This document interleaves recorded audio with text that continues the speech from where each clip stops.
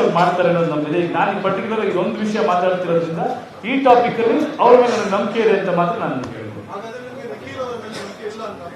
ನಿಜಾಕ ನಾನಂತ ಹೇಳಿದೆ, ನನ್ನ ಬಾಯಲ್ಲಿ ಪದಗಳನ್ನ ತೋರ್ಬೇಡಿ, ನನಗೆ ಇವ್ರ ಮೇಲೆ ನಂಬಿಕೆ ಇದೆ.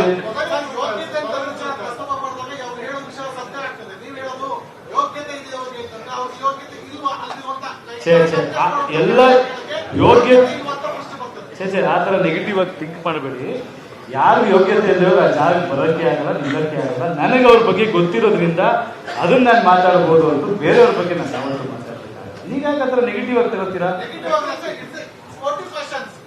ನಾನ್ ತುಂಬಾ ಖುಷಿಯಾಗಿ ಹೇಳ್ತಾ ಇದ್ದೀನಿ, ಅವ್ರಿಗೆ ಅದಕ್ಕೆಲ್ಲ ಅರ್ಹತೆ ಇದೆ, ಅವ್ರಿಗೆ ಶಕ್ತಿ ಇದೆ ಅಂತ ಹೇಳ್ತಾ ಇದ್ದೀನಿ ಅಷ್ಟೇ. ಅದನ್ನ ನೀವು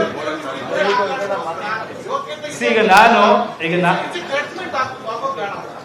ಇಲ್ಲ, ನನಗೆ ಇವ್ರ ಬಗ್ಗೆ ನಾನು ಹೇಳ್ತಾ ಇದ್ದೀನಿ 100% ಅವ್ರಿಗೆಲ್ಲ ಯೋಗ್ಯತೆ ಇದೆ ಅಂತ ಹೇಳ್ತಾ ಇದ್ದೀನಿ. ಆಪೋಸಿಟ್ ಬಗ್ಗೆ ನಾನು ಯಾಕೆ ಮಾತಾಡ್ಲಿ ಸರ್? ನಾನು ಅಂಡರ್ಸ್ಟುಡ್. ನೀವು ಆ ಥರದ ಆ್ಯಂಗಲ್ ಎಲ್ಲ ತೆಗಿಬಿಡಿ. ಆ ಥರ ನಾನು ಯಾರ ಬಗ್ಗೆ ಕೆಟ್ಟದಾಗ ಮಾತಾಡಲ್ಲ. ಎಲ್ಲ ನಾನು ಏನು ಹೇಳ್ತೀನಿ, ಈಗ ಒಂದು ಒಳ್ಳೇದು ಹೇಳಿದ ತಕ್ಷಣ ಇನ್ನೊಂದು ಮಿಕ್ಕಿದ ನೆಗೆಟಿವ್.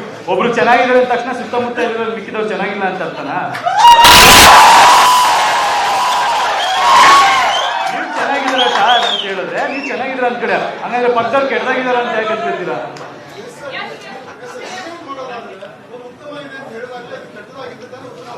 ಯಾವುದು